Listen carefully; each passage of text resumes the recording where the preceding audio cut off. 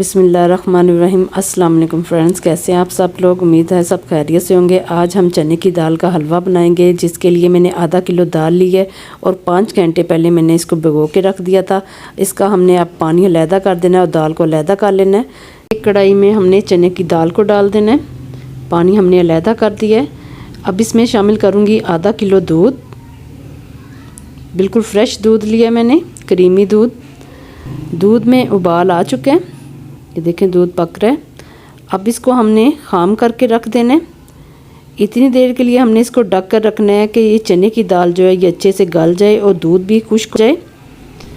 अब हम देखते हैं, चने की दाल गल चुकी है और दूध भी खुश्क हो चुका है, ये देखें। अब इसको हमने चूल्हे से उतार देना है और एक चापर में इसको चाप कर लेना है। दाल को पहले थोड़ी देर इसको ठंडा करने के लिए रखना है, फिर हमने चापर में डाल के इसको चॉप करना है। ये देखिए, मैं अब इसको चापर में डाल के सारी दाल को हमने पीस लेना है। सारी दाल को हमने अच्छे से पीस लिया है। अब इसको हम एक कढ़ाई में डालेंगे। पीसी हुई दाल सबसे पहले डालेंगे। इसके बाद इसमें डालूंगी देसी घी। इधर मैं देसी घी का इस्तेमाल कर रही हूँ, आप डालडा घी का भी इस्तेमाल कर सकती हैं, ये आपकी अपनी पसंद है। देसी घी मैं इधर डालूंगी 1.5 कप देसी घी का इस्तेमाल करूंगी।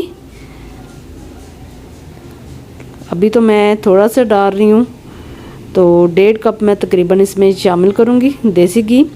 हम दाल का हलवा बना रहे हैं तो इसमें अमूमन देसी घी ज़्यादा डलता है।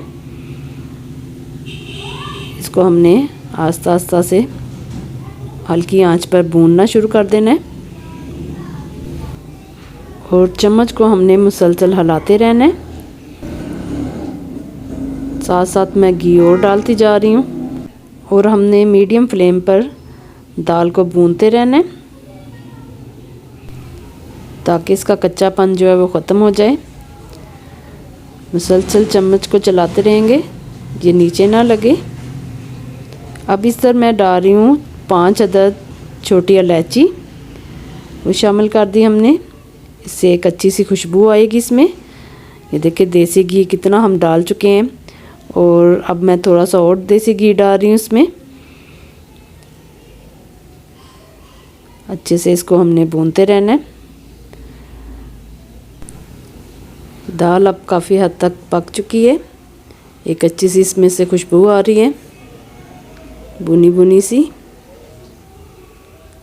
मुसलसल हम चम्मच को चलाते रहेंगे। दाल को भूनते हुए तकरीबन 10 मिनट गुजर चुके हैं। अब इसमें मैं शामिल करूंगी चीनी। 2 कप चीनी का मैं इस्तेमाल कर रही हूँ इसमें। आप अपनी टेस्ट के मुताबिक चीनी कम या ज़्यादा कर सकती हैं। चीनी डालने के बाद इसको हमने हाई फ्लेम पर पकाना है क्योंकि चीनी भी पानी छोड़ेगा।